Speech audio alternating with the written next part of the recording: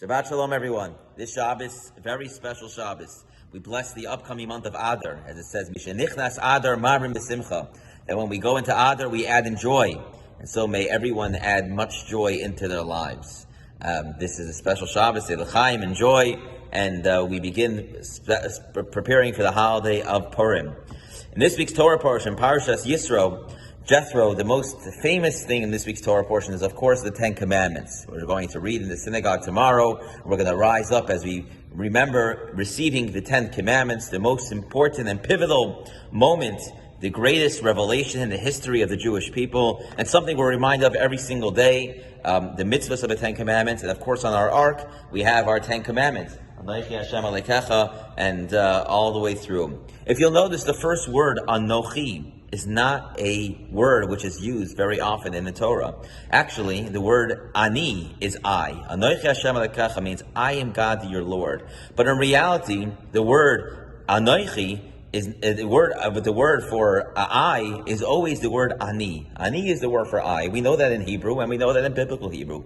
We don't find this word Anochi pretty much anywhere else. And the reason for that is because the Medrash tells us something very interesting.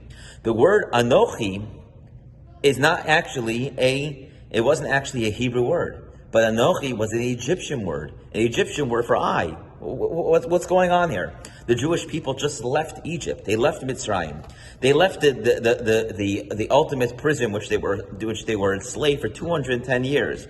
So what was the purpose of the Exodus? It wasn't just to become free, it was to become free of the Egyptian mentality. And now they had the splitting of the sea, all of the 10 plagues. They finally come to the revelation of the greatest moment in time where God actually speaks and the Jewish people actually hear the greatest revelation in history, 3 million people actually hearing the word of Hashem. And what happens is God says first the Egyptian word, Anochi, in the Egyptian word. And so why is that? And so the Medrash explains the reason why that is because God is like a father to a child. And a father to a child knows that sometimes a child was stuck in a certain place, and the father has to bring himself to that place. He has to lower himself. God had to lower himself to the Jewish people, which ultimately were in Egypt for 210 years, and really learned the language of Mitzrayim. They learned the language of Egypt. And therefore, some of them weren't ready yet, not just to perceive the language, but they didn't fully comprehend what was going on. And therefore, God started the Ten Commandments with the word Anochi. But the Rebbe asked a question on this. He said, that's beautiful. But why doesn't God say all 10 Commandments in Egyptian?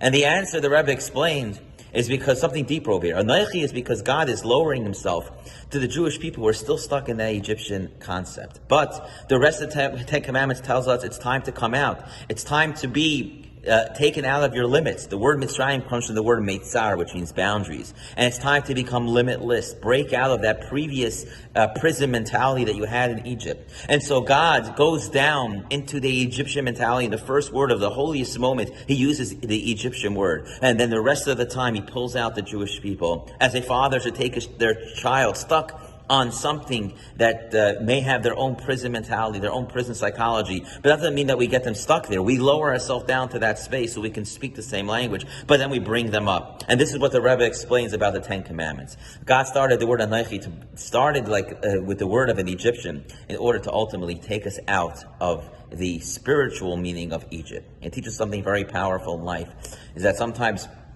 we're going to see someone who might be totally lost, and we say, you know what, he can't be helped. We're giving up on them.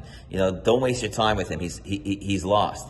And the answer here, the Rebbe says, no, look at God. God at the highest moment, at the most spiritual moment in history, he goes down to the lowest level, the level of an Egyptian, the level of Egypt in Mitzrayim, in boundaries, in spirituality, and he reaches out to the Jew that was stuck in that prison mentality to take him out.